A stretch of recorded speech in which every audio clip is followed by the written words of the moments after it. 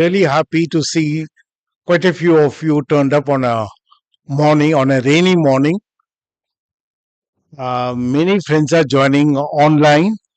Journalism students from ACJ and MOP Vaishnav are joining through the online courses links. It's a very important subject because in the competitive rhetoric, we have very little idea of what is happening in Gaza. And I'm really happy that Vaishnav brought out a special issue on Gaza, which was exemplifying what good journalism is all about. Good journalism has two components. One is bearing witness, another one is making sense. And that had a fine balance of bearing witness and making sense. And one did not subsume the other. The fact that there is this balance between bearing witness and making sense helps to confront the power of rhetoric. And thank you, Vaishnav, for doing it. And Ambassador wrote a very fine piece in that issue. Thank you, sir, for writing that piece. Uh, Before I get into the details, I would like to introduce the main speaker of the day, Ambassador Talmis Ahmed. He joined Indian Foreign Services in 1974 and was posted to Kuwait, Iraq, and Yemen, and then as a consul general in Jeddah in 1987 to 1990. After appointments in New York, London, and Pretoria, he became the head of the Gulf and Hajj division in the Ministry of External Affairs during 1998 to 2000. He did two stints as ambassador to Saudi Arabia, besides being ambassador to Oman and and the UAE. He is a scholar and erudite observer of what is happening in West Asia, and he also helps us to dare to dream about positive developments. He is not trapped in the power of rhetoric, but trying to cut through the rhetoric. I'm so happy that he had agreed to come here. The reason for having this in the morning is that there is another event for him this evening, and he has to go back to Delhi day after tomorrow morning. Therefore, thank you very much for agreeing to come and talk to us. And the structure of this talk is simple. We'll have Ambassador talking for about 25 minutes to 30 minutes. It will be followed by an interaction with him with Vaishna Roy, and then we'll open up for Q&A. May I invite you, sir?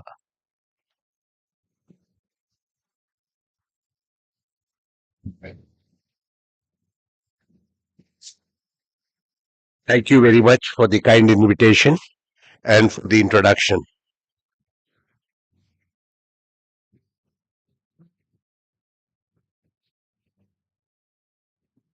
Place that one passed through.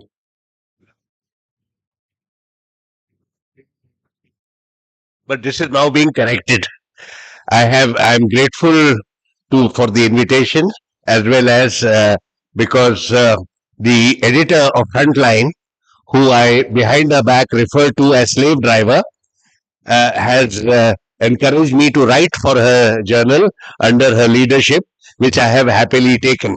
And I've been extremely busy. I've written 3 pieces on what is happening in Gaza just in the last month. And therefore, thank you very much for your support. There is a lot of interest in what is happening in West Asia.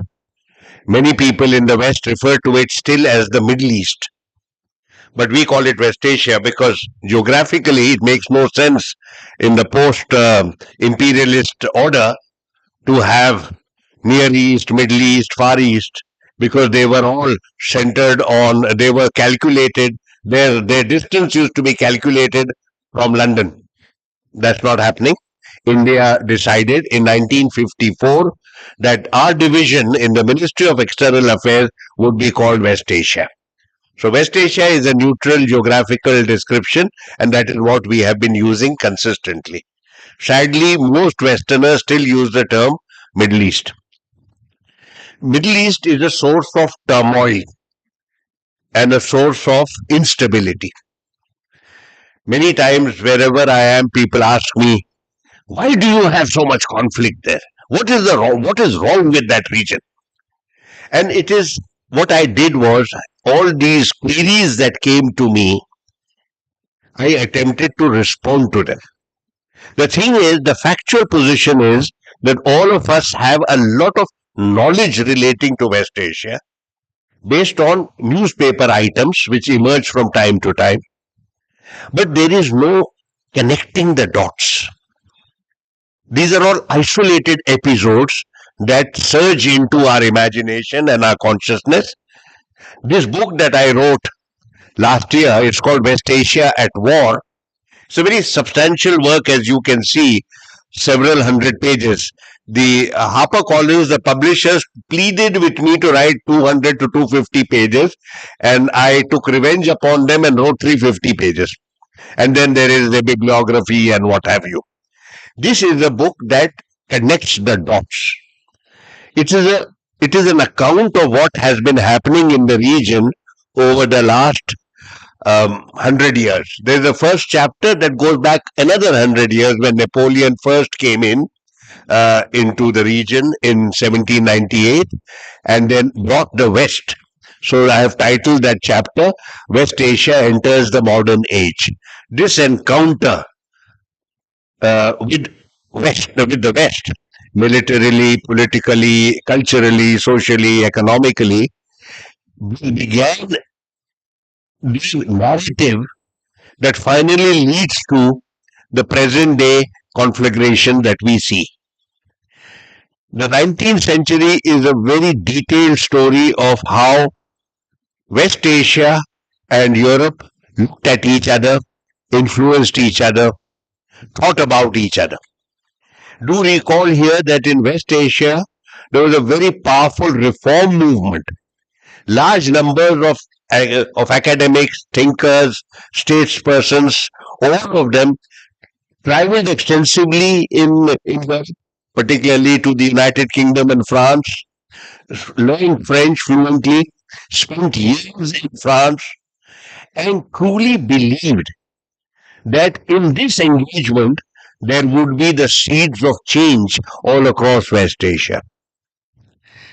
The response of many of these people in West Asia to their encounter with the West was mixed, as it happened in India in the 19th century. They all saw it as total defeat. For the Muslim world, it was unprecedented because had not Allah promised His believers victory? And had He not given them victory over 1,000 years? Suddenly, the Islamic world began to experience setbacks, defeats. And the understanding in the 19th century was very clear that this is not a military setback or just a military defeat. It is a defeat, it is a total defeat. Every aspect of the West is superior to us. Their political order, their economic order, their commitment to science and technology, all of these have made them a more powerful people compared to us. The response for some of them, they said, look, our Panacea lies in going back to the past. We deviated from the path of Islam and hence God has punished us with defeat. Some others said there's something inherently wrong with our past. Let's reject it entirely and build ourselves as a Western people. And there were obviously a lot of people in between saying, yes, there's something seriously wrong with what we have been doing, but it does not mean that it cannot be reformed. We should not give up our heritage so easily.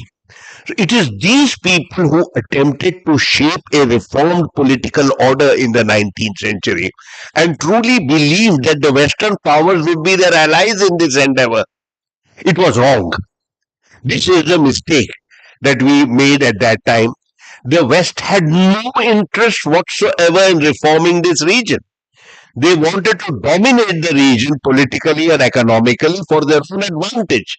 This is something the thinkers had failed to understand. The intervention of the West And ensuring the domination of Western powers in this region is the root cause of many things that went wrong subsequently.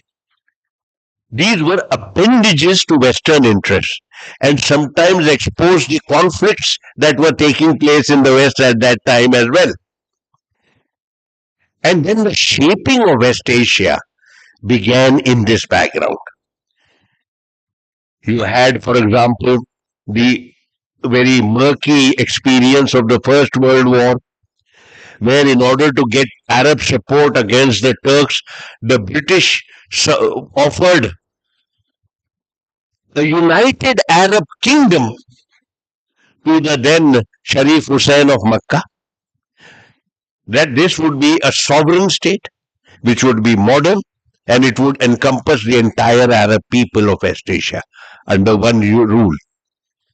And simultaneously offered the Jewish people of Europe, harmed seriously by Western violence, a homeland of their own in Palestine.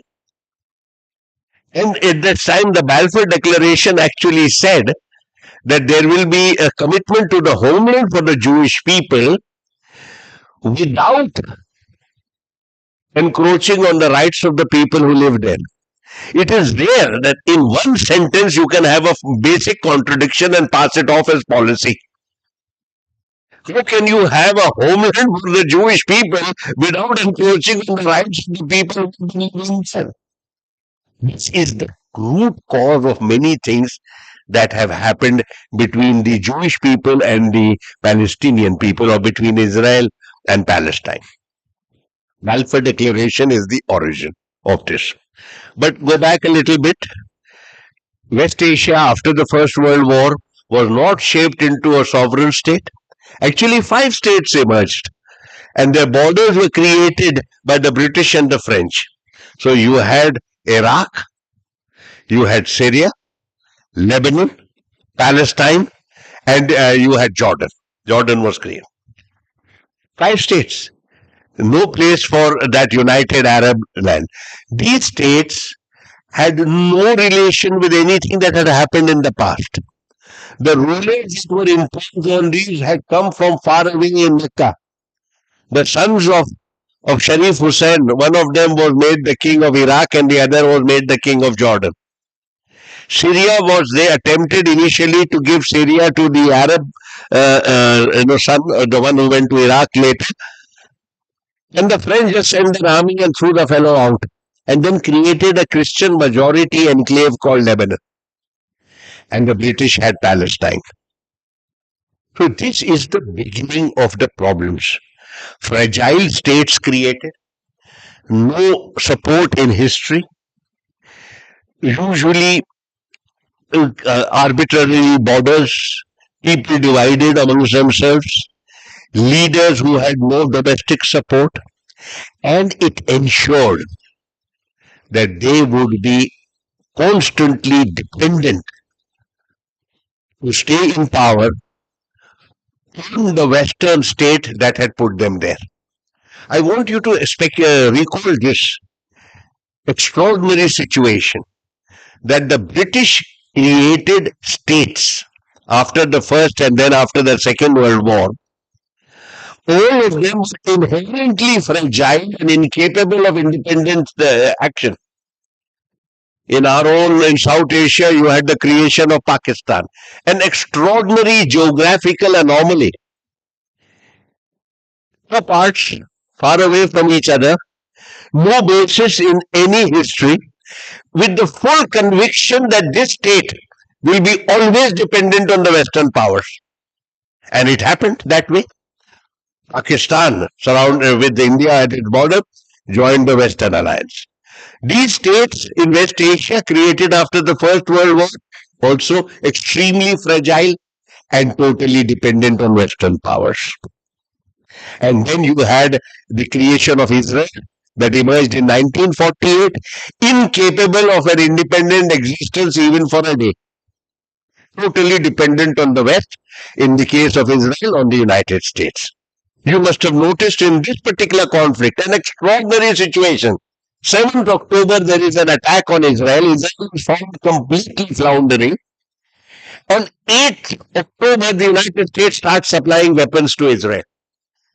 That means this great army, which we are told is one of the greatest armies in the world, totally fails to not only defend Israel, but cannot fight for one day against a ragtag group of militia from the Gaza area. So this is the fragile. Therefore, when you look at the South Asian scenario on the one hand, and you look at the West Asian scenario on the other, and finally the Arab-Palestine issue, do recall the original toxic intervention came from imperialism. Today they withdraw and they are not there to own up what they have done. Leaving aside the other ramifications, let us focus on this Palestine issue. The original idea was that Egypt, Arabs and Jews will stay together, but there was so much violence before the Second World War that this was unfeasible. Hence, the partition plan came up. The partition plan, so you had the partition plan for South Asia and the partition plan for Palestine running side by side. And the partition plan initially provided for a 50-50 divide. But the Palestinians said, what is this 50% divide when we are the majority here? And we've lived here for 2,000 years. The partition plan was inherently disadvantageous as far as the Palestinians are concerned. All the major towns, all the fertile areas were given to the Jews and all the deserts were given to the Palestinians, so they rejected it. There was an attempt at an armed conflict, 1948 war, and some ragtag Arab armies also attempted to fight. They had never seen action before. They were armies of the 19th century. They were easily defeated. The Israeli army that was fighting them had seen action in the Second World War, was extremely well equipped and totally supported by the West. So it is not difficult to believe that they would defeat the Arab armies, which they did. And then you have, instead of a 50% divide, Israel took 75%. And then you had the Second War, 1967, two parts, which were one part, the West Bank, which was then with Jordan, and Gaza, that was with Egypt, were taken over by the Israelis, along with East Jerusalem. So three territories emerged as occupied territories after the 67 war. Jordan lost control over the West Bank, Egypt lost control over Gaza, and the East Jerusalem was then merged with West Jerusalem as the united and eternal capital of Israel. Right. So this is the 67 war. So 48 created the state of Israel, and the 67 war created the occupied territories. The occupied territories, over the period of time, Israel has constantly expanded its presence in the occupied territories, particularly in the West Bank. So that from a few thousand in 1990, today there are 700,000 Israeli settlers living in the occupied territory of West Bank. This is against all international law, that a conquering power is not authorized to repopulate the occupied territory. This was the background in which you find the encounters becoming more complex. In the 1990s, after the Cold War, a major attempt was made by the then Palestinian and Israeli leaderships to accommodate each other's interests. This is referred to now as the Oslo Accords. Oslo Accords had two agreements of 1993 and 1995. The accord itself has certain significance. The first significance is the Palestinians, represented by the Palestine Liberation Organization, the PLO, led by Yasser Arafat, formally recognized the state of Israel as a legal entity, legal and sovereign entity.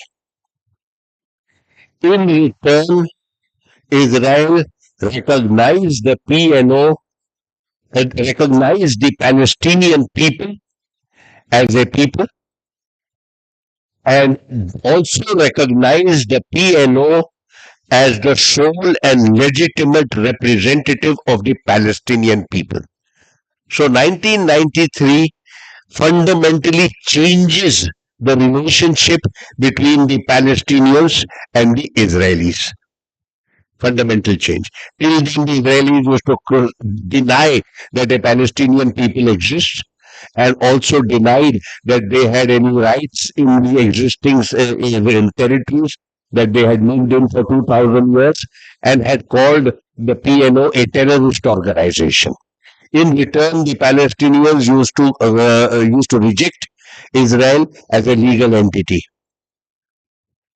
This changed, and certain interim arrangements were agreed to. There was a degree of self-government granted to a newly set up Palestine Authority, which would administer the West Bank and Gaza. It was an interim arrangement.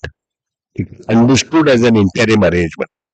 Three issues were identified as final status issues. Final status issues were those that would, once they had been addressed and resolved, there would be a settlement of the Palestine-Israel issue. The three final status issues were the status of the occupied territories, Gaza and West Bank, the status of East Jerusalem, and above all, the right of refugees to return to their ancestral land or to be compensated. These issues were left wide open. Oslo itself did not call for, in Oslo, Israel did not formally accept the emergence of a Palestinian state that was sovereign and viable in the occupied territories. That was done later. So it's not in the Oslo Accord, there is a reference to this, though it is not, it is still cautiously worded. But at some stage, Israel accepted what is now called the two-state solution. The two-state solution refers to a sovereign Palestinian state. It's called always sovereign and viable.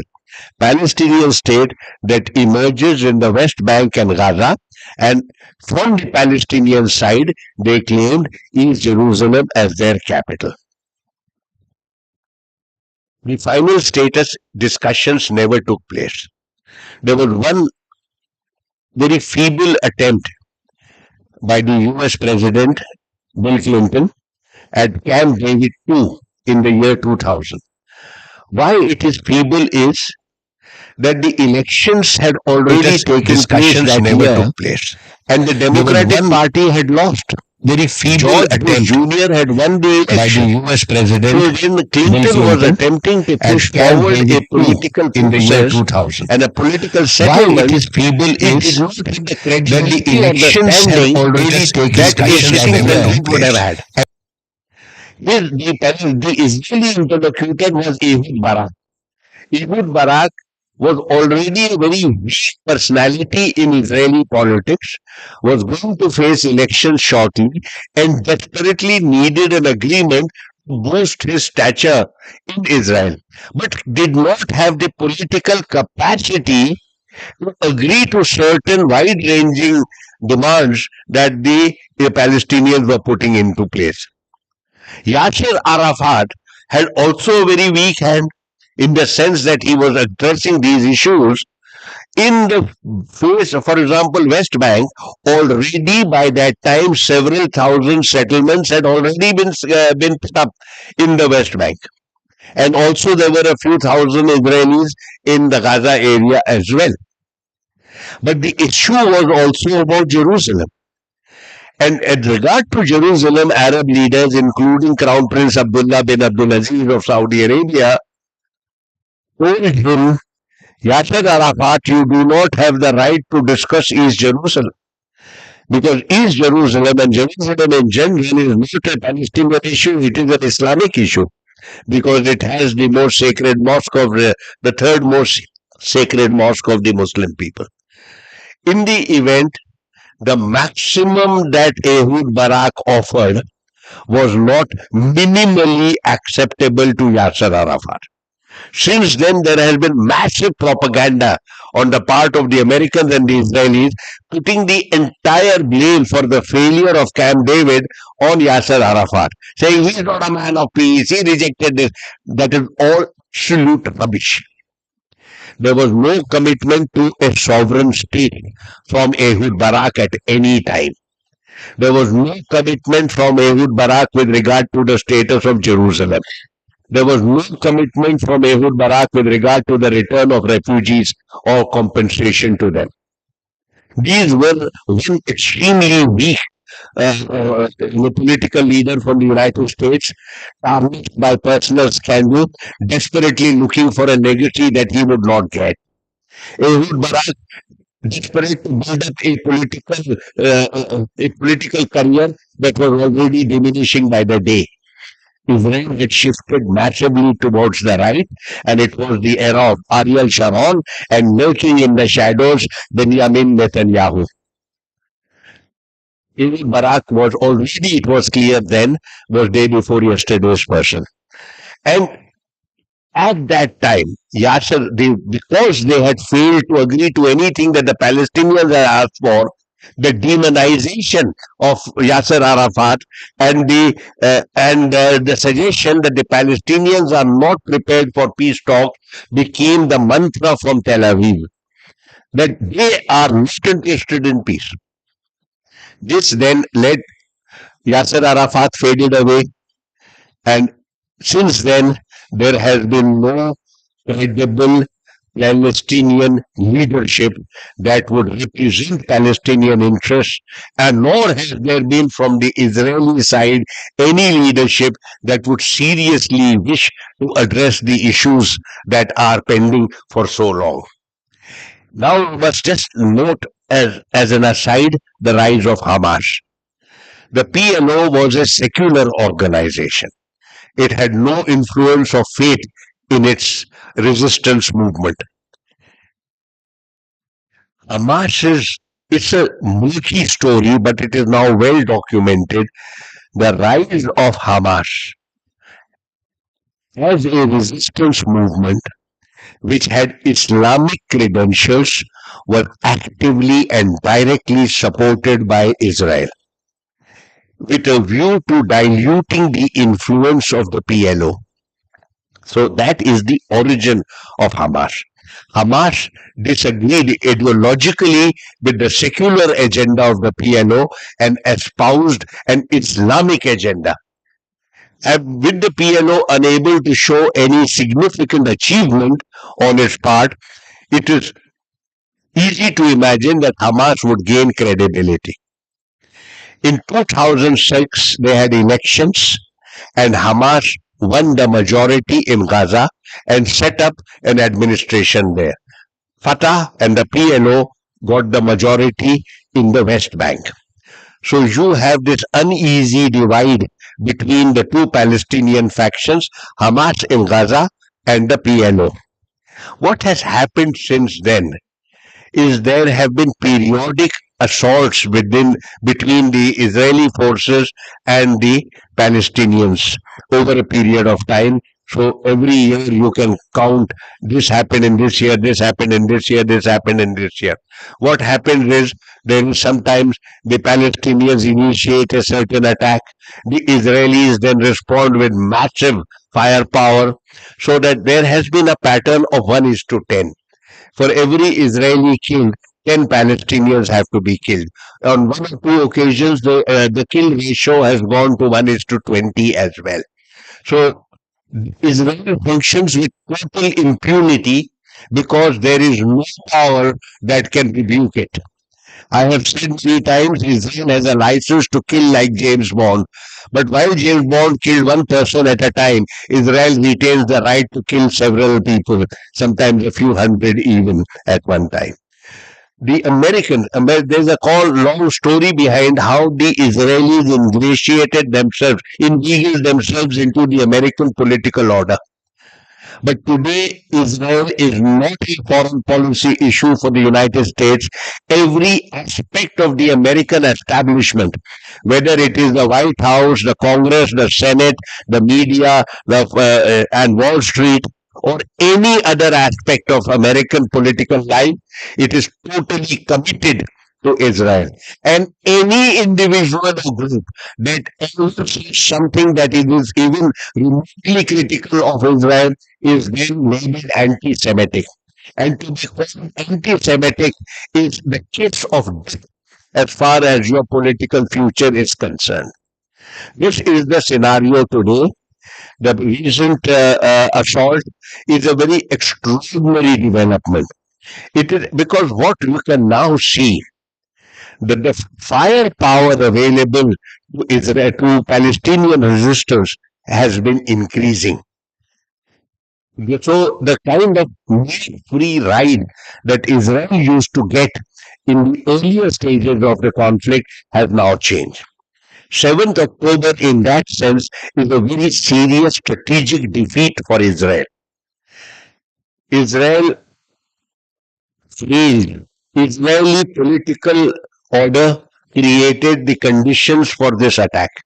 You have had since December last year an extreme right wing group that rules the country.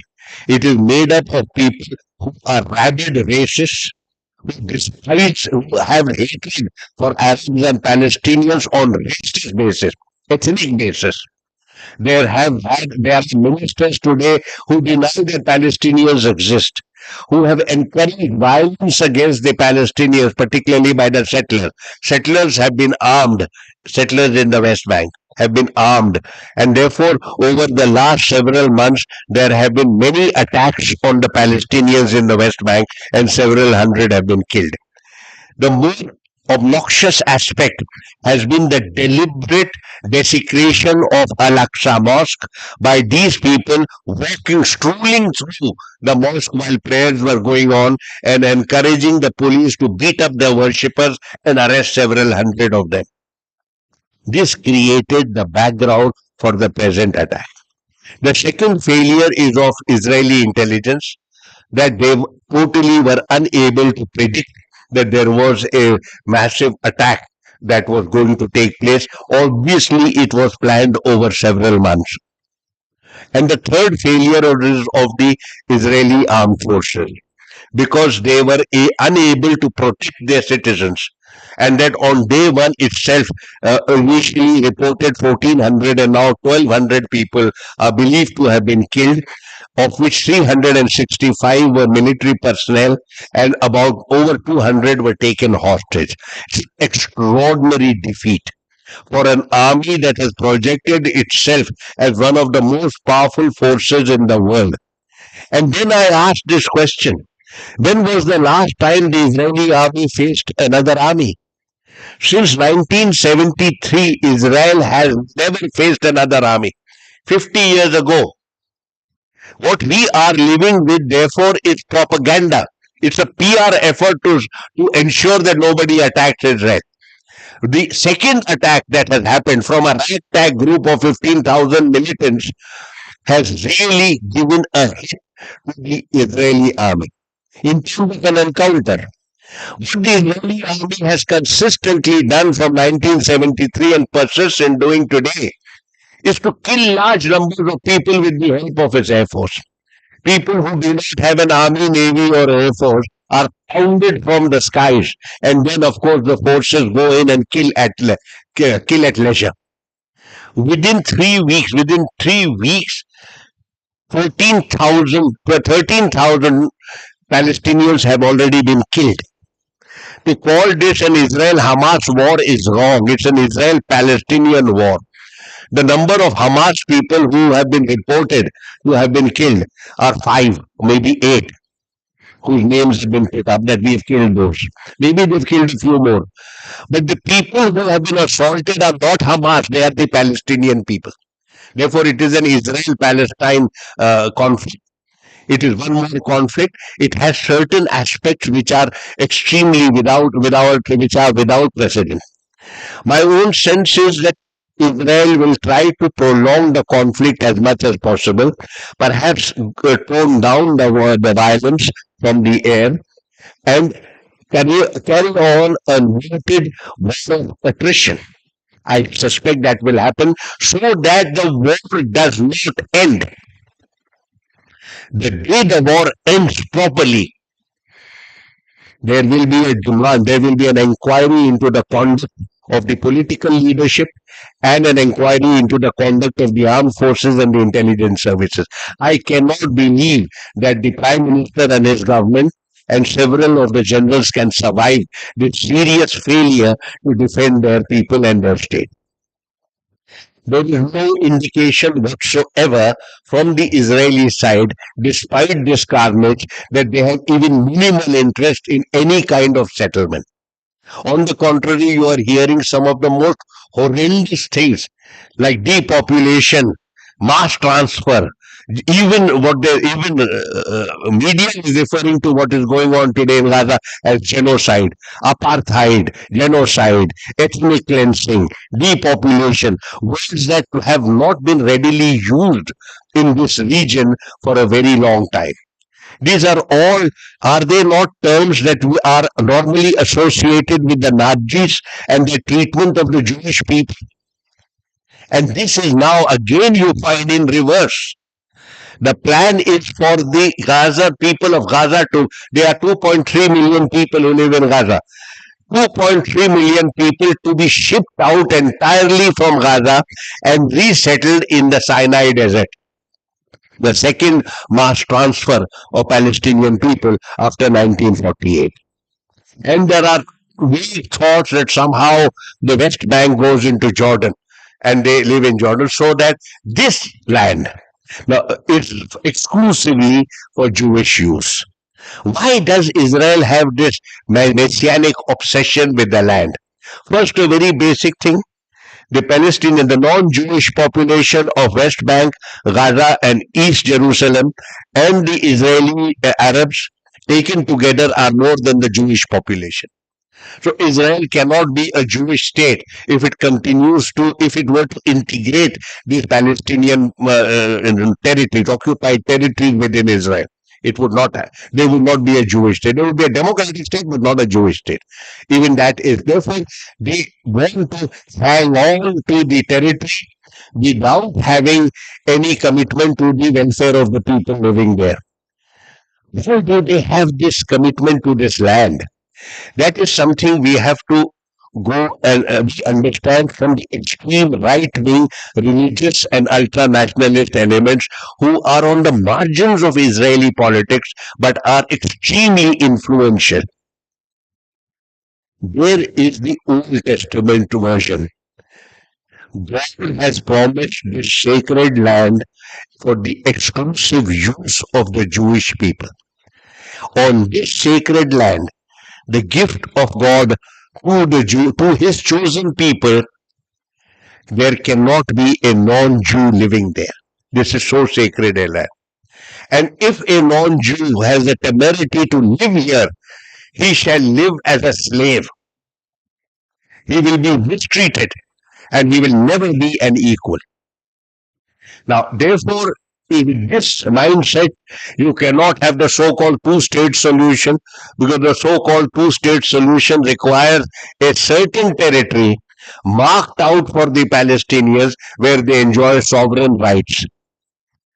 And you find it very difficult then to have a one-state solution, which is that the Israeli and the Palestinian live side by side in the same land in a democratic framework where each enjoys equal rights, because the land is sacred and for the exclusive use of the Jewish people. Therefore, neither settlement is viable so long as this overwhelming power, influence, authority of the extreme right wing continues in this country. So we are today at that impasse.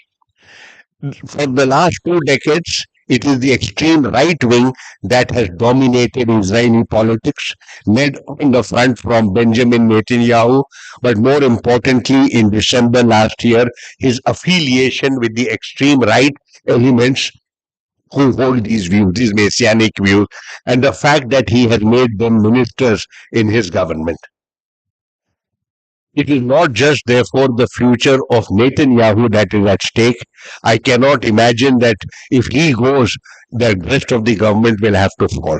That is why they are not going to give up. They believe in their mission. They believe in their that God. They are working on God's mission.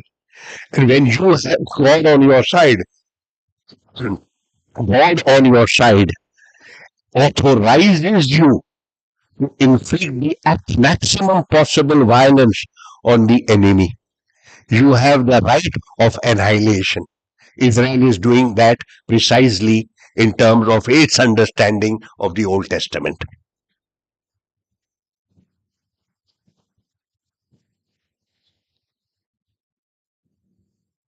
May I request Vaishnav Guj.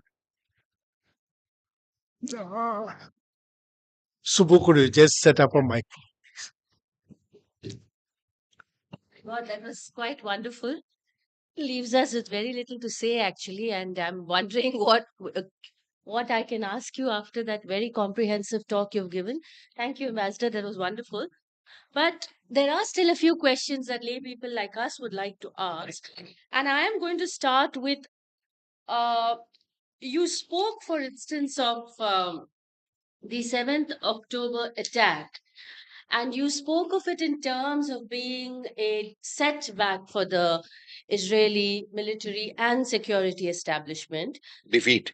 Yes, defeat, yes, not a setback. But there has also been an opinion expressed in some circles that perhaps 7th October was Israel's Reichstag moment, and that Netanyahu and his government was well aware of this attack and is perhaps using it, A, to prop up his government, stay in power, which is, as you know, under enormous threat in his own country from the liberal Israelis, and also to initiate the process of extermination of Palestinians, which is anyway a long term project. Absolutely. I think this is a feeble attempt by Netanyahu to cover up the failures which I have set out, the political failure, the intelligence failure, and the military failure. This is a cover up. And it's such a very interesting thing that the cover up should be founded on the rise of Nazism and the Holocaust that emerged at that time. So is he suggesting to us that he's following in the footsteps of Hitler and is bent upon exterminating the Palestinians just as the Holocaust sought to exterminate the Jewish people? I think he is a fraud. This is all lies. It's a failure. There is no Reichstag movement here. This is a supreme failure. All of that, the so-called justification being given, is after the fact. Because there is the Israelis are shocked and they say, what happened? I mean, you were supposed to protect us and you didn't. He's saying, no, it was all well calculated. And what was then this? These were collateral damage, huge cannon fodder, because of this great mission that he has of exterminating the Palestinian people. I'm not sure he's going to exterminate anybody. Hitler killed 6 million Jews, and the Jews remain a very robust community internationally. Thank you very much. So you can't exterminate people militarily just because you don't like them. Israeli minister in Netanyahu's government actually termed this whole bombing of North Gaza when they asked the Palestinians to move south. And now they have subsequently started dropping leaflets in South Gaza, informing them there's going to be bombing there as well. So, where will, as you yourself mentioned in your talk, where are Palestinians to go? They're going to be pushed into the Sinai, they're going to be pushed into Egypt. And one minister in Netanyahu's government openly said that this is the second Nakba. A Nakba, the first Nakba, as you know, was the pushing out of Palestinians from their homeland. Yes, yeah. So this is they openly called this the second Nakba. So now there is a question often asked about why doesn't Egypt then take in all their Arab brethren, or why doesn't Jordan open up its borders to other to the Arab brethren? More importantly, why are the Arab nations not supporting Palestinians more robustly? Absolutely fair. You see, when we use the term Arab nation, we take into account, we take for granted a kind of broad unity, a broad national unity. It is that we use the term, we are the victims of the terminologies we use. We use the word Islam, for example, to cover up all Muslim people. The faith and its adherents are covered by one word, Islam. Similarly, Arab is the term that covers the entire people who speak Arabic from Morocco up to Yemen. The fact of the matter is this. Politically, the Arab world does not exist. It exists linguistically, and that is all. Politically, it is divided into 25 or 30 states. These are all sovereign states. Each of them has a separate leadership. Each of them takes decisions in terms of their national interest, not on the basis of anything as mythical as the Arab cause or the Arab interest.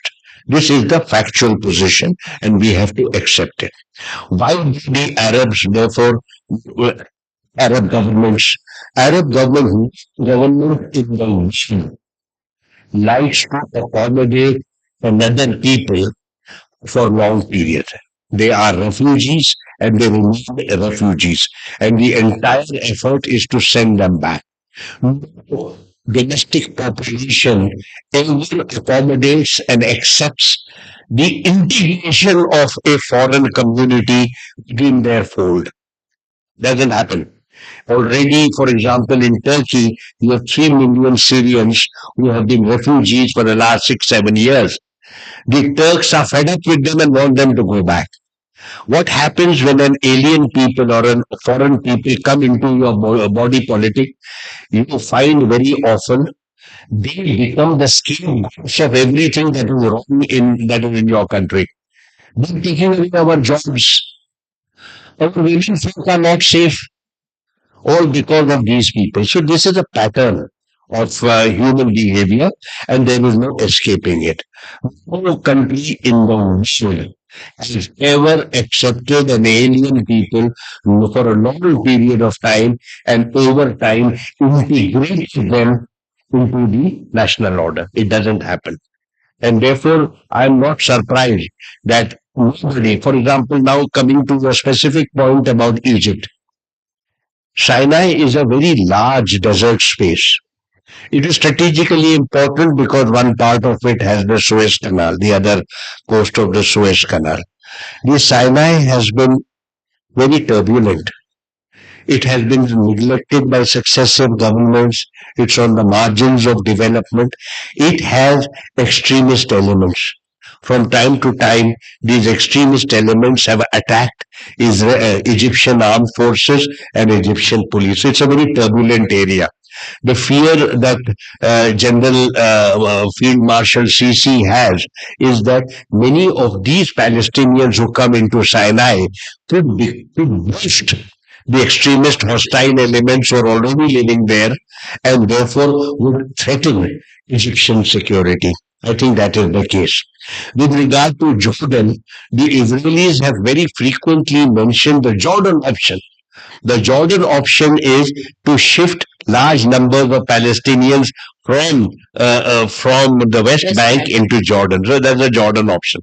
Jordan already has a very large Palestinian population. They're treated there as second-class citizens.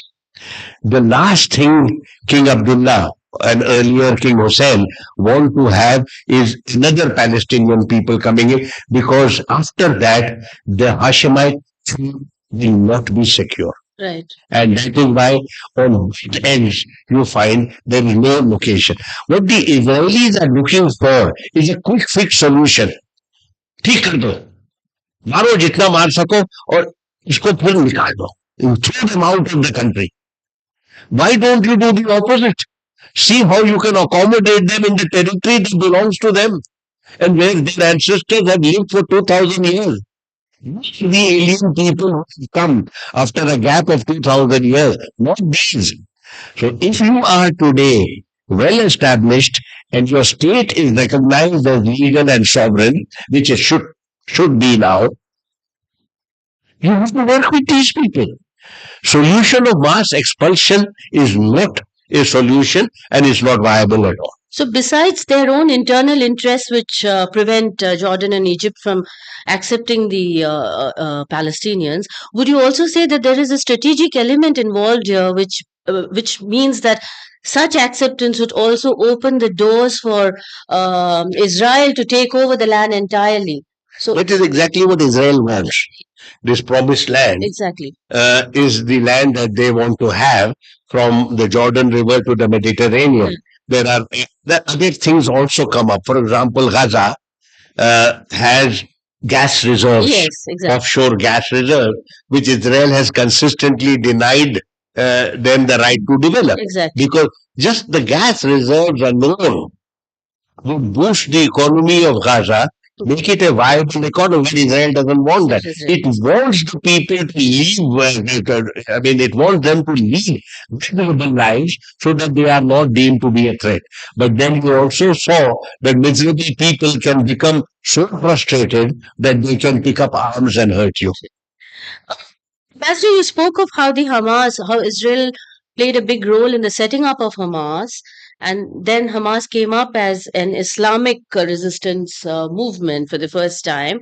So we now touch upon the aspect of religion in this, and you know that Israel is trying very hard to make this seem like a battle between Jews and Muslims, which it is not. This is not a religious battle; it's a battle for land, as you know. So, how does this playing up of Hamas as an Islamic force, and how is Israel converting this into a religious battle, and what is the response to this? What can be a response to this? There is a divide between Hamas and on the one side and Fatah and the Palestine Authority on the other, particularly post Yasser Arafat. Yasser Arafat was a unifying figure. He brought all of them together. But after Yasser Arafat passed away, you have in the shape of Mahmoud Abbas, a person who is a rather fragile, rather feeble leader. He was elected for 5 years. He has remained in power. He should have handed over power in 2011, but has continued after that. Nobody wants to have free and fair elections in Palestine because they are afraid Hamas will win the election. Therefore, today Mahmoud Abbas is 89 years old. No one believes he has got any leadership qualities left in him. And that is why Hamas has been resurgent. Hamas is a resistance movement. It shaped itself as an Islamic movement. That is, its ideological foundations are from Islam. Islam, as you know, political Islam as it is called, or Islamism, has three manifestations. The Saudi manifestation, which is called Wahhabiyya, which requires the entire political authority vested in the ruler. The people just required to give obedience and loyalty to the ruler. And then you have the Muslim Brotherhood that believes in a grassroots movement, a movement that seeks a political order founded on Islam, but which actually marries the principles of Islam with the principles of parliamentary democracy. Therefore, this has been a very attractive movement. And then you have the third manifestation, which is jihad. In the case of Hamas, they are not a jihadi organization. They are an Islamist organization founded on the basis of Islamic principles and the principles of democracy. Therefore, they have free elections. Hamas itself is a political entity. It also has a military wing. Now we have seen Hamas in Gaza has not enforced Sharia. It is actively, both Al Qaeda and the Islamic State have been actively hostile to it. They have not found anything Islamic. I think that Hamas, as it is today, has very little Islam in it. It sees itself more as a resistance movement, an effective resistance movement. The criticism that Hamas then points towards Fatah is that Fatah has started accommodating the Palestinians in order accommodating the Israelis to stay in power. It has done very little to uphold Palestinian interests. Even now, the rise of settlers. Today, settlers in the West Bank are 700,000 and the Palestinians are 3.6 million. So you have this settlers are all over. If you see a map of the West Bank, you will see a very large number of dots. These dots are the Israeli settlements. These settlements are then protected by security forces.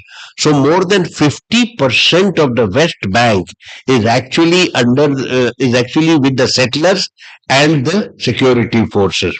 The rest of Palestine is non-contiguous.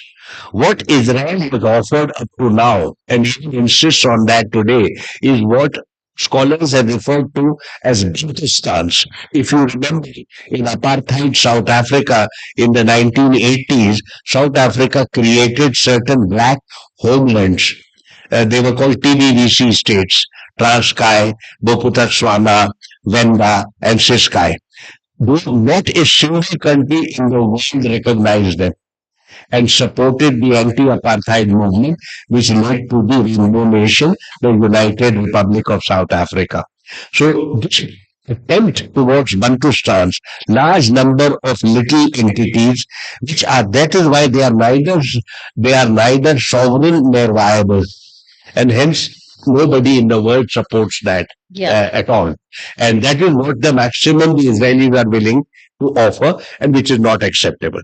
Hamas, therefore, draws from this its appeal and its stature as a resistance movement. Do recall here, and it is important to note, international law allows an occupied people to resist occupation. Yes, exactly. This is an occupied, it's recognized. Both West Bank and Gaza are recognized internationally and by the United Nations as occupied territories. And they have also stated in the UN documents that Israel has been consistently violating international law in terms of its administration of the occupied territories. In the process of painting Hamas as purely an Islamic terror group, you would have noticed how that has been picked up by the right wing in India in order to forward its own, sort of Islamophobic ideas and to whip up a frenzy against Palestine, which goes really against a long tradition of the Indian government support for Palestine. Would you like to comment on this feature? Yes. You see, this political Islam is a very complex subject. In fact, I would take the liberty of directing you to read the article I wrote for Frontline a few months ago. Brilliant. It was titled by them as The Retreat of Political Islam. That gives a lot of information about political Islam, its three expressions, and what is happening to political Islam today. Political Islam, as I pointed out, is the attempt to use the principles of Islam to shape a political order. As simple as that. It has three manifestations: Wahhabiyya, Muslim Brotherhood, and Jihad. Many people in India misunderstand political Islam and believe that it is only connected with Jihad. I have pointed out in my article that not only is this untrue, but the factual position is that all the three expressions of political Islam are now in retreat. In Saudi Arabia, they have repudiated their affiliation with Wahhabiyya. Muslim Brotherhood has been hammered out of existence in Egypt and has retreated in Tunisia. And Muslim Brotherhood adherents today on the internet, when they debate amongst themselves, no longer see any value as far as their movement is concerned, any value in affiliating themselves with Islam. They believe that we are now in a post-Islamic scenario where there are more important challenges in the global south, and they see themselves linking up with the global south and addressing issues relating to development, relating to climate change, relating to gender matters, issues that vibrate very strongly in most countries of the global south. In India, there is sadly very little understanding of these nuances. Hamas has never been a jihadi organization. It has espoused political Islam. But even that, as I have pointed out to you, its Islamic credentials today are extremely feeble and non-apparent. It is overwhelmingly a resistance organization. And why? Because the occupation force finds them so robust, it stigmatizes their effort, their resistance. It stigmatizes it by calling it a jihadi or extremist organization. In India, there is no understanding of any of this, and therefore it is my duty as a student to explain it in as much detail as possible. And in the article that I have written for her, there is also, I have given 10 or 15 sources. Yes. That means I've given the sources where anyone who's interested in this complex subject has access. Also in my book, West Asia at War, I've devoted a lot of space to discussing political Islam and its various ramifications. My next question to the ambassador is going to not be very diplomatic. So, just a little prelude before that. Paneer, thank you for your kind words about this issue. We brought out this issue, and we called it. Our cover story was genocide in Gaza. Many of you already know about this, but for those of you who don't know, and those of you who are listening in. By the way, for those of you who are here and who are listening, Paneer Selvam said lovely things about good journalism. Good journalism needs support. Please subscribe either online or to our print magazine. A little ad break.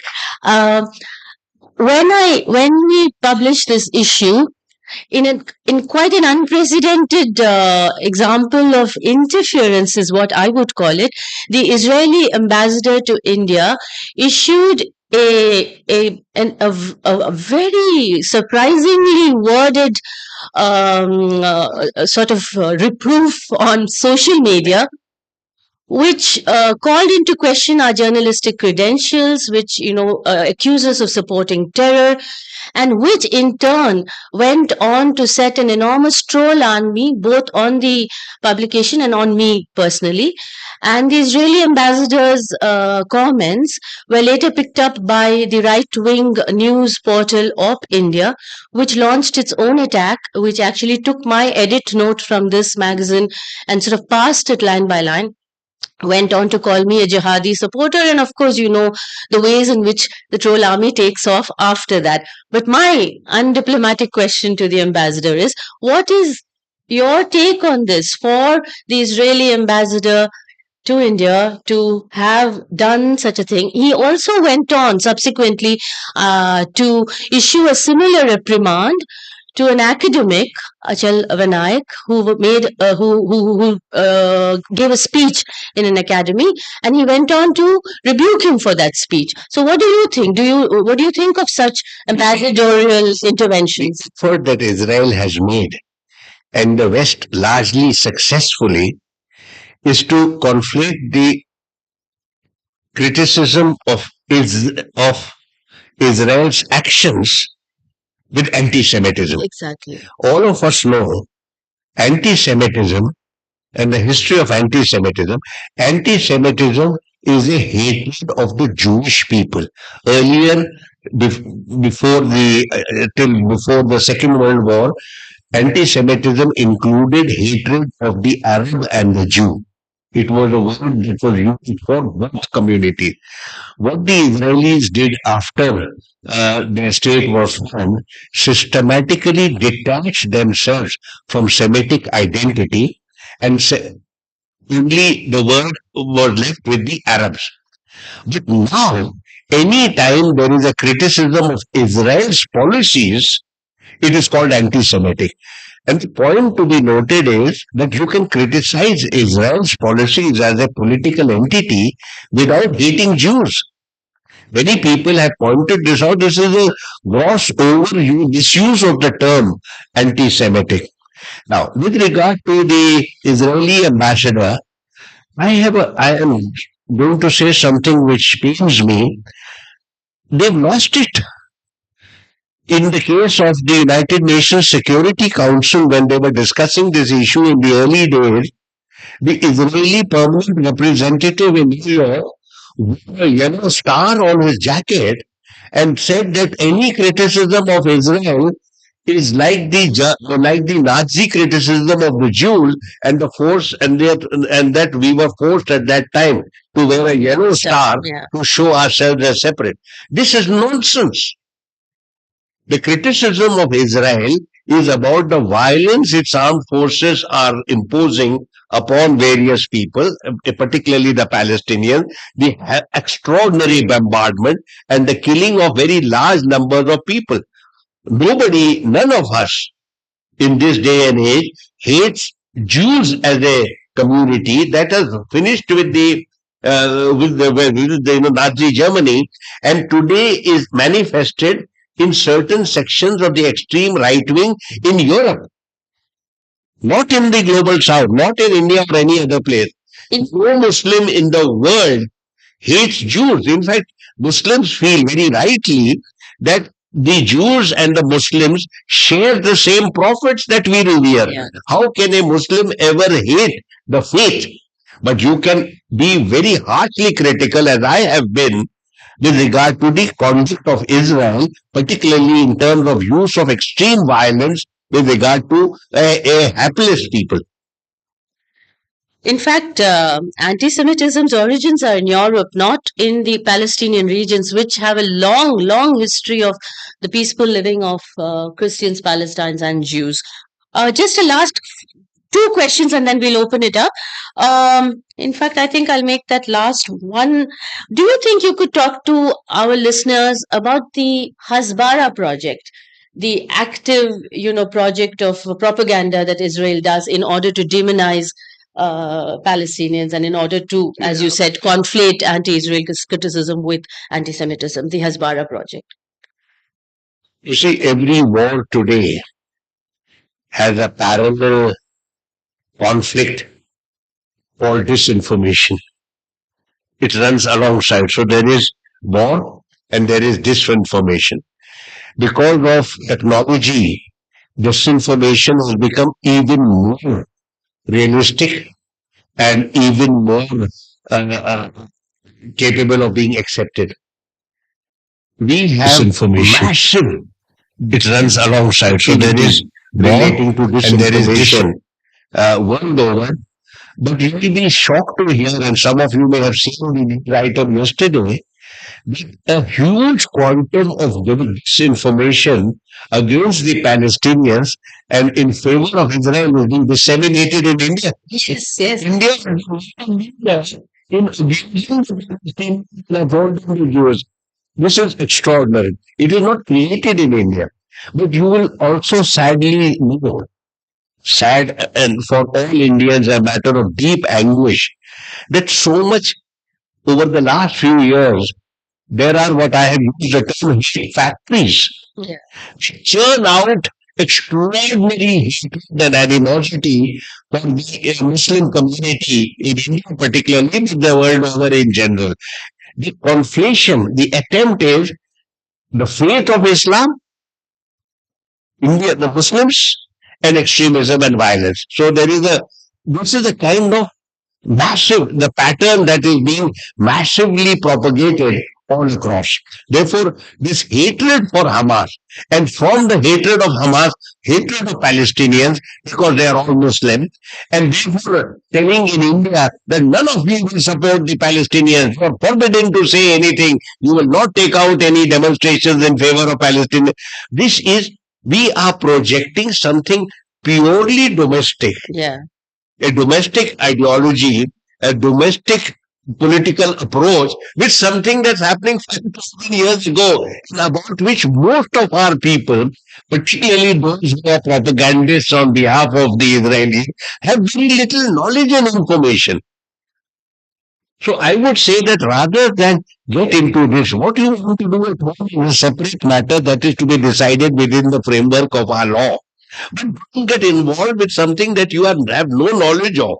And at the moment, that is what is happening. This whole business of abusing Hamas as a terrorist organization, I pointed out, if I may take the liberty of saying, this is sensitive business, but I will trade as carefully as possible. The word terrorist, as I have said, like beauty, lies in the eyes of the beholder. One person's terrorist is other person's freedom fighter. Right? This confusion has ensured that the United Nations has never been able to agree on a definition of terrorism. How academia has responded to this is to create the term which is today in widespread use, violent extremism.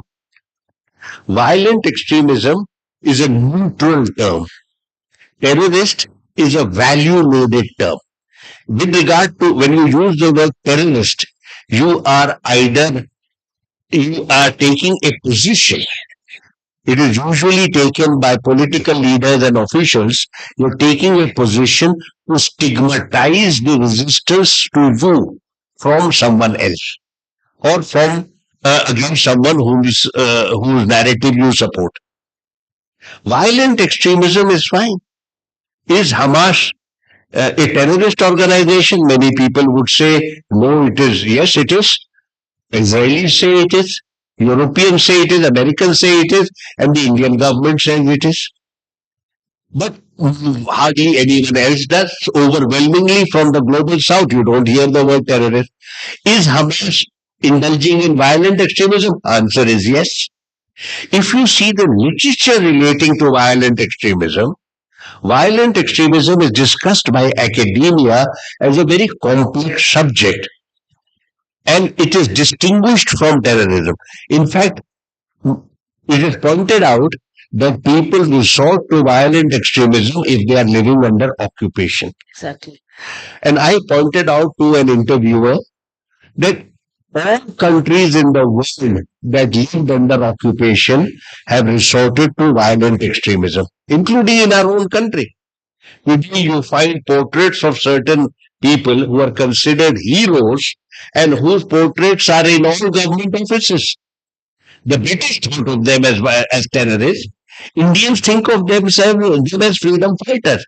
So if we have this kind of view with regard to those who fought in their own way for our freedom against occupation, how can we deny this to someone else who's actually living under occupation, even as we see, under very onerous conditions? Gaza has been described as the world's largest open prison. It has also been described by a Jewish scholar as the world's largest concentration camp. It is not unnatural for certain elements within this squalid territory to emerge and indulge in violent extremism. But when you use the word terrorist, you are actually stigmatizing that movement, delegitimizing it, and basically positioning yourself in regard to this dispute on one side with Israel. Now, I would suggest to my own government and anyone else who wishes to hear that this is not our business. That's fortunately for us, the statements that are coming from Delhi more recently are much more balanced. Prime Minister has condemned all civilian deaths and all attacks on civilians. We have also said that we are supportive of Palestinian aspirations and interests. So I'm much more comfortable with this, rather than this one-sided view of total support for Israel and total abuse of Hamas. Hamas is I'm not suggesting to you have to support it. You may feel that your heart beats for Israel and its people, and you feel that this is something unwarranted. That's a You have a right to that view. But you cannot, you also have to give the same right to someone else who may have a contrary view and who may actually feel that they are an oppressed people living under occupation, and they have a right to resist, and they have a right to take up violence, because violence is also inflicted upon them on a daily basis.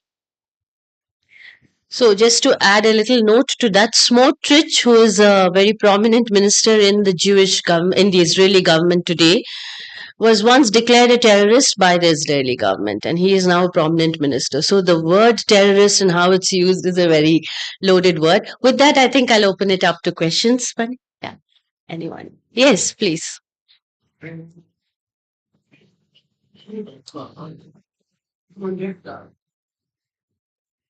you. Sir, my question is that Hamas knew that the Israelis will retaliate very brutally. Then why did they attack that on 7th October? They Sir, knew the backlash would be let me answer you. Sir, we have the privilege of living in a free society which has a rule of law protected by the Constitution, and we have institutions that uphold this Constitution. We have that privilege. Hamas does not. They live in squalid conditions of daily humiliation and abuse. I asked the same question when I was writing my third book, Children of Abraham at War. And there the Palestinian has said, the miserable life that I lead, I would rather pick up a stone and hit the enemy and take a bullet in my chest rather than continue living this miserable life. The Palestinians, this is not happened for the first time. Please recall, 2014, there was a barrage of rockets. Israeli forces entered Gaza. Within a few days, they killed 2,000 people. They lost 66 soldiers and they killed 2,000 people. Right? What life do these people? In 2019, the Palestinians, the Hamas, the hated Hamas, adopted Gandhian tactics. Gandhian tactics. Peaceful, restless. They said, march to the border. Peaceful march to the border, like our people used to do. March to the border. What did the Israelis do? They used snipers. Shot them. And killed 250 of them in 1 month. Right? Imagine if the British had used snipers. The last time the British used major violence against our people, peaceful demonstration, was at Jallianwala Bagh. Right? It was mass murder.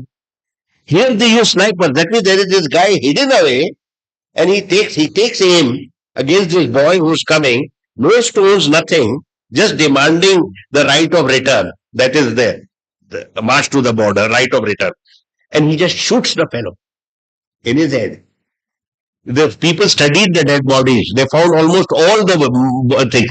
Recall the murder of the journalist last year, Shireen, from Al Jazeera. You saw her. You can see that the sniper takes aim. What was her crime for this murder on world television? She's a reporter. But she's not a reporter sitting in Washington or in Paris or in London. She's a reporter in the West Bank and Gaza. She has to be silenced because of that. And she has to be shot by a sniper. And Palestinian security forces went on to attack the pallbearers. Shireen's pallbearers and mourners were also attacked by the security people. Next question, please. Naren, yeah. TN9. Yes. I'm also, I listened to your interview with Karan Thapar, and you sounded optimistic about the declining power of US in the West Asian scenario and how things are going to probably change. It won't be the same. But will the Arab Street ever find its voice again? Because whatever said in the House of Saud, it's not just being a client of US, but probably the US is the client of House of Saud. That is the kind of scenario. You talk to any Emirati, he won't be willing to talk politics. If you want to talk about local politics, no Emirati would want to do it. The Arab voice is kind of completely stifled. Will there be any change in that situation? We have the Palestinians. You find number of them keep saying, "Where are the Arabs?" You know, without that happening, will that be a solution for the Palestinians? The answer is this. Every Arab state in West Asia and North, every underline is an authoritarian regime. An authoritarian regime conflates the national interest with regime interest and lives to survive from day to day. Where principles, values are concerned, there is a deep disconnect between the regime and its people. The Palestinian cause and Palestinian aspirations resonate very strongly with the common people across West Asia and North Africa. They force, the strength of feeling is so robust that they force their own people, their own leaders. They restrict the freedom of choice of their leaders who, left to themselves, might even have abandoned the Palestinians. But their popular opinion, even in the worst enemy, has ensured that this will not happen. Now take the case of, the so-called normalization. Normalization is the process by which Israel wants to build normal ties with all the Arab countries without conceding anything to the Palestinians. So that they will send delegations from Tel Aviv to Dubai and Abu Dhabi, but not cross 5 kilometers from Tel Aviv to Ramallah.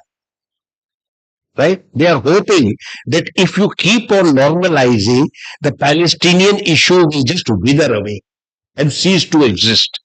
This is their vision. This is a self-absorbed and selfish view. That it will somehow it will fade away. It is not fading away. That is the point. Have you seen this whole business, the calamity, the Napa, was in 1948. And now we are sitting in 2023 and still discussing the Palestinian issue. What all have the Palestinians not suffered during this period? After the 1967 war, really it ceased to be an Arab issue. The Arab armies felt, very rightly perhaps from their perspective, that we have done what we could. We were not successful.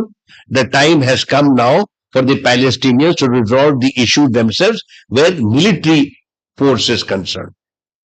That is, 1973 war was not for Palestine. It was for Egypt to A, recover its honor and B, recover its territories. And it had a strategic advantage in the sense that they broke the Bar-Lev line and were able to cross and inflict a lot of casualties on the Israelis.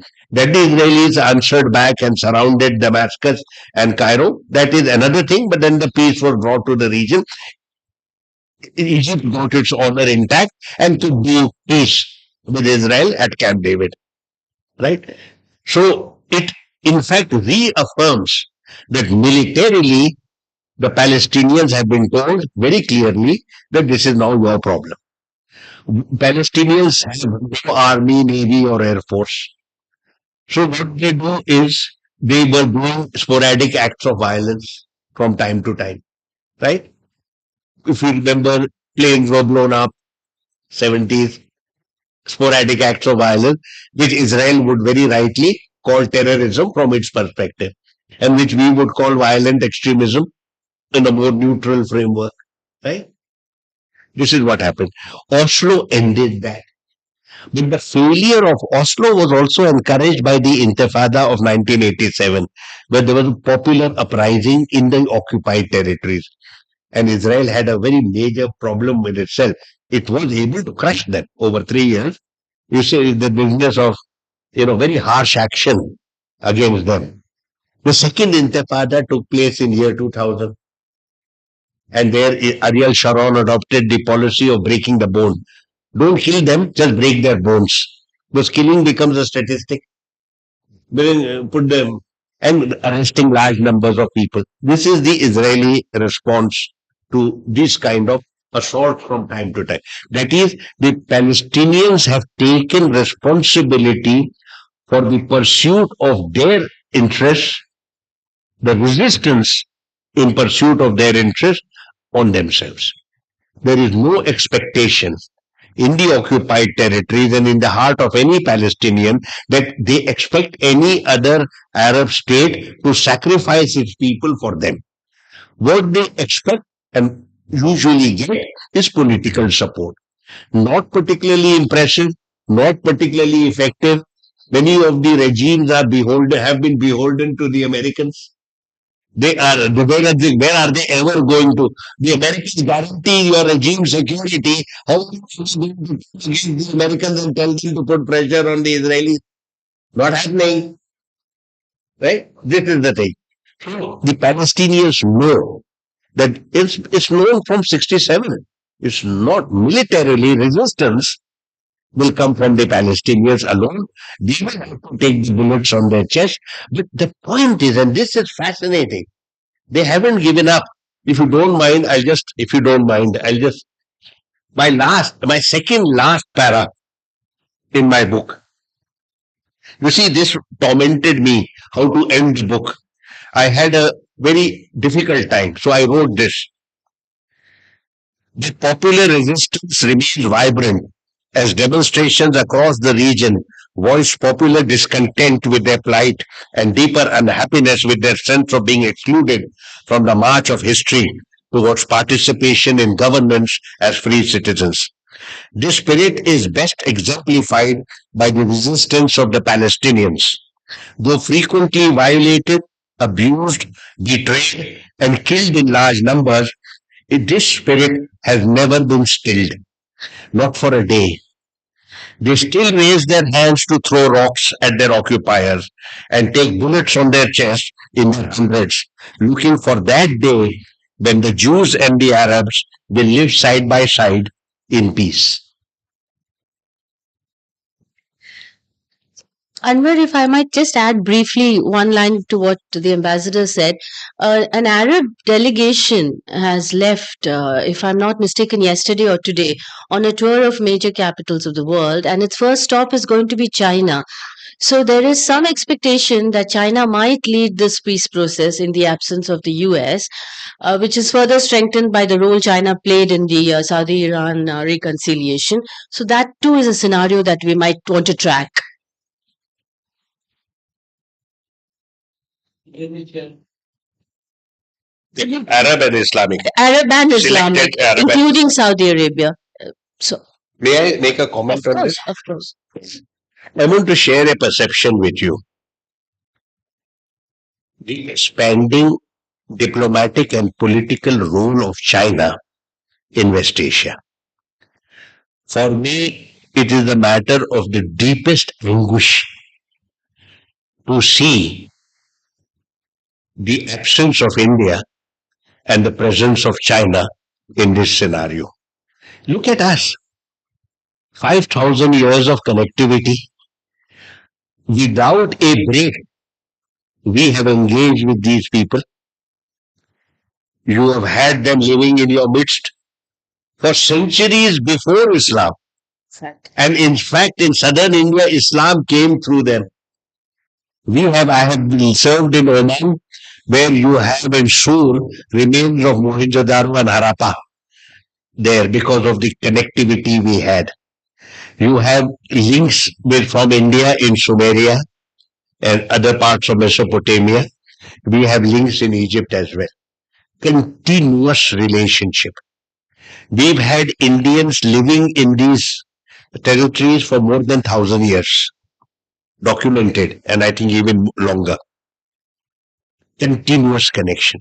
This connection has been constantly refreshed.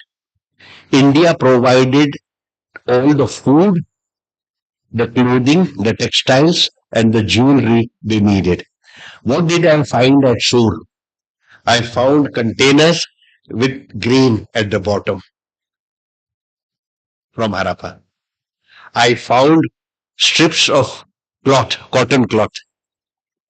And I found jewelry, pieces of jewelry. I found an ivory comb and small pieces of jewelry. So I concluded foodstuffs, clothing, and items of gracious living came from India to the Arabian Peninsula from Harappa 4,000, 5,000 years ago.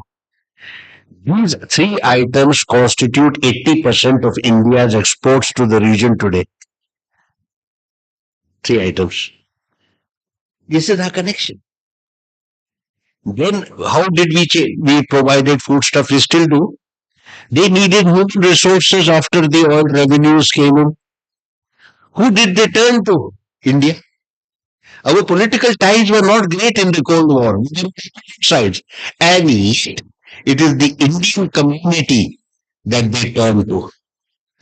In 1990, I had about 2 million Indians living there. In year 2000, it was 3 million. In 2010, it was 6 million. And now, as I'm speaking to you, it is 8.5 million. We are the number one community in every country of the GCC, and in some countries, we are the majority community. In UAE, where the MNCs are 10%, we are 40%. This is India. We are today dominant in every strata of expatriate presence, from tycoons, whose names all of you know, right up to blue collar workers. They are Indians. Extraordinary support for India. And yet India is absent from any strategic presence in the region, strategic role in the region. I analyze that. I've been arguing in this vein for at least last 10, 11 years. I've written 5 or 6 academic papers. I made presentations in the National Security Council Secretariat, National Security Advisory Board. I made presentations calling for an Indian role in promoting stability in the region.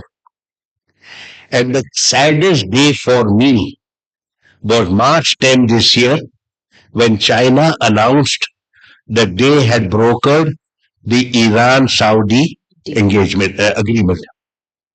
Where were we? Many people said to me when they phoned me in shock, media persons, they said China elbowed India out of the ring. I said, you can be elbowed out if you're standing in the ring. You are not in the ring. The answer is this. India's approach to, I will say West Asia, and then I will argue that it is true of other regions as well. India's approach diplomatically is in terms of building bilateral relations with individual countries. So the relationship I have termed is bilateral and transactional. Give and take. So we have relations with Iran, relations with Saudi Arabia, relations with Israel, UAE, Qatar, Bahrain, everybody individually. We have a platform for engaging this region in terms of its collective identity. This is the difference between China and India. China, 2016, Xi Jinping comes after the JCPO, after the nuclear agreement, Tehran, Riyadh, Cairo. In Cairo, he addresses the Arab League and says China is here. Recently. He firstly already talked about the Belt and Road. I should have started with 2013 Belt and Road, encompassing all of West Asia. Right? 2016 he travels. He sets up the China-Arab dialogue platform. China, Arab, not individual countries. They are the number one trade partner for all of these countries. They are the number one investment partner. They are the number one joint venture partner, right?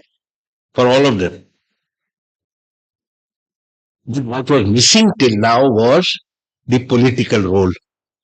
I asked Chinese scholars, there are occasions where we used to meet. We still meet.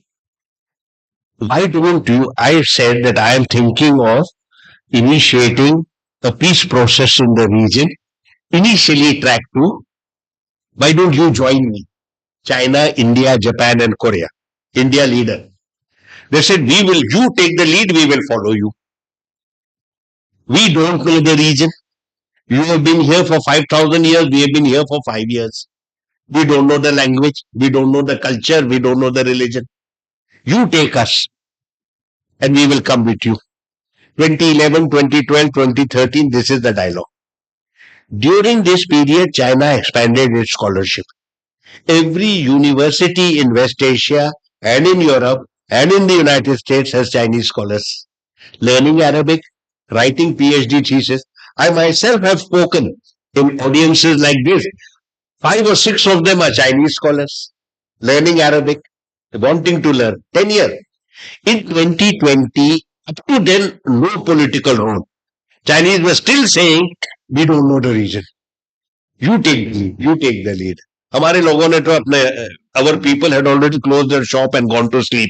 We are busy reinventing the order of India. The idea of India is the reorder. The priority is the reinventing the idea of India rather than doing all these grand things, grand strategy that I'm talking about.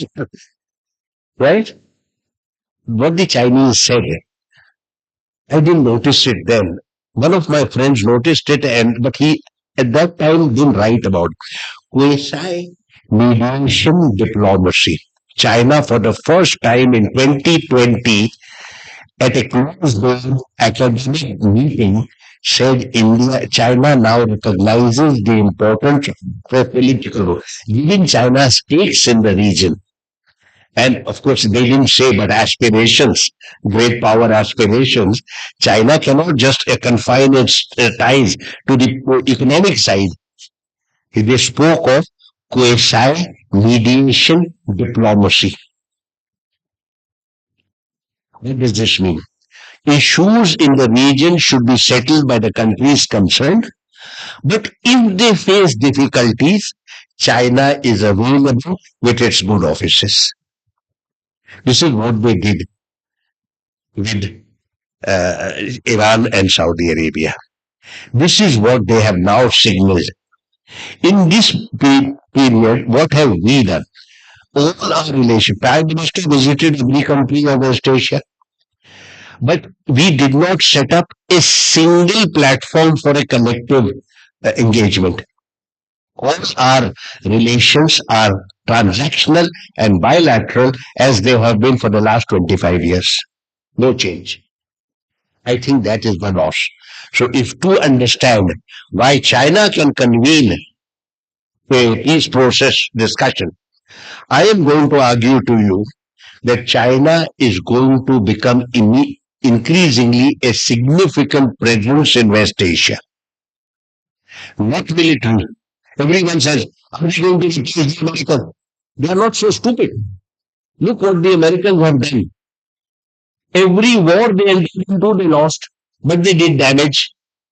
Iraq, Afghanistan, Libya. Chinese are not so stupid as to unleash their firepower. I ask very often at conferences like this, when was the last time you heard the American diplomacy? The only thing you hear American military, Pentagon से दो, जनता से दो, उसको जाके bomb कर रहे हो, 100 feet. You know the fact they are bombing in Iraq. 100 feet. They did carpet bombing. The Americans. They are the most violent people in the world. That's what they do. Never diplomacy. Chinese do diplomacy. And it's there. And where are we? Reinventing the idea of India at home. Naren, Hello. If there's time, a short question. I have many questions, but I'll just leave it to one. We keep hearing the word international law, right? And it's often used as a pretext and often used as a hope. But I'd just like, if you can have a few minutes to reflect on what is the architecture that you call international law, and who are the enforcers of it?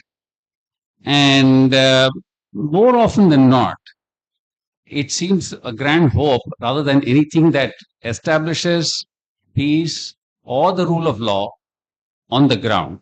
So, any thoughts on this? Could you just help? international law and how it is brought up as being able to do something very often ineffective. What in effect is international law? How does it play out? And who really listens to it? International law is a notion, it's a concept.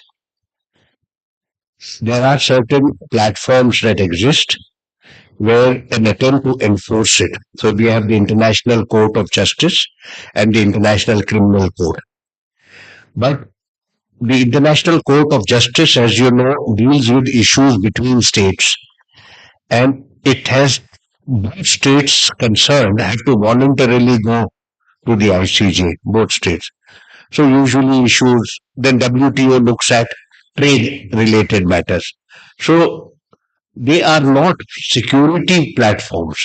You can have sometimes, for example, one country like Philippines went to discuss, to claim that China's encroachments in the South China Sea were violative, and they unilaterally gave a judgment. None of these judgments is enforceable. There's no military force that can go and say that this is enforced. The International Criminal Court is even more complicated because many countries have not joined, Israel has not joined uh, at all. People who are most vulnerable in terms of the implications of the International Criminal Court are the ones who wisely decided to not be in it at all. This is what we are left with. International law, for the rest, is a term that is used frequently. But we have seen the International Criminal Court is these former dictators of Africa picked up because they are no longer in power and therefore have no one to defend them. Those poor guys are picked up and taken to the Court of Justice. Something similar happened with regard to former Yugoslavia. Nobody has served anything serious. Some of the biggest criminals. See, for example, we say war crime. Which war criminal have you found from Israel or the US answering any question? They are not part of the ICC. So what you are finally left with, the international law is decided by the powerful and it is enforced against the powerless. That is very well, it's a fact of life and we have to live with it. There is no, you see, all the attempts by humankind to create an entity that would be bigger than us and which would have capacity to enforce certain larger values simply doesn't exist because the central role in world affairs is of sovereign nation states. The key unit in world affairs, world order, is the nation state. Attempts to to restrict our own sovereignty in favor of a larger entity in political matters doesn't exist. And you have seen even European Union, which is the one successful supra-sovereign entity with so many other countries, ran into issues with regard to enforcement of its norms in the UK. And by and large, it is still functioning, but there are constant questions raised, particularly if it does anything that you find intrusive. For example, Orban in Hungary has done certain things. The rest of the EU has said that this is against EU norms. And he says, bugger off. I'm doing this. What do you do? Either you can throw him out. So you have these supranational entities. NATO is not a litigation. NATO is a security entity where the members have committed that they will support each other in the event one of them is attacked. That is it.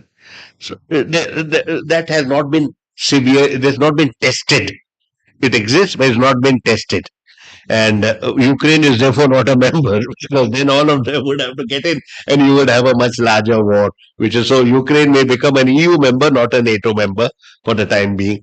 It may enjoy the benefits of NATO membership without being a member.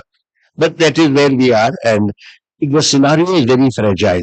Nobody is willing to subordinate their sovereignty in favor of a larger supranational entity. It's not happening.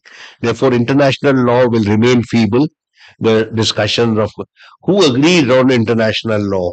So many things are said in the name of international. I mentioned to you, Israel did this. The one interesting development that has happened, you see, this was about the term terrorism. I told you that terrorism was it's a very emotive term. Countries concerned. For example, I once was attending a conference from the audience. There was a former IB chief speaking, And I told him, sir, you have used the word terrorism all through. The term to be used now is violent extremism. I told him. And he snapped at me very harshly. He said, I know terrorism when I see it. Now, he's right. From the perspective of the IB, anyone who raises his arms against the state is a terrorist. I said that. Officials and government know who is a terrorist. But you are an academic, you are more detached. Somebody asked me, this Barkha Dutt asked me in an interview, so you said that they have a right, they live under occupation. Do you say the same thing about the Kashmiris? I said, they are not living under occupation. See, she was trying to trap me. I said, they are not living under occupation. They are part of the constitution of India. If they take up arms against India, they will be called terrorists. You follow?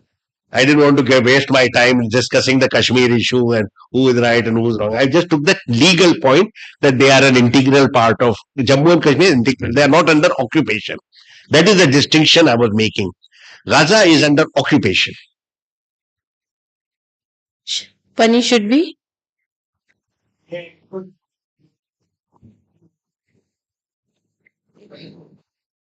Like Naren says, dozens of questions, but not enough time to.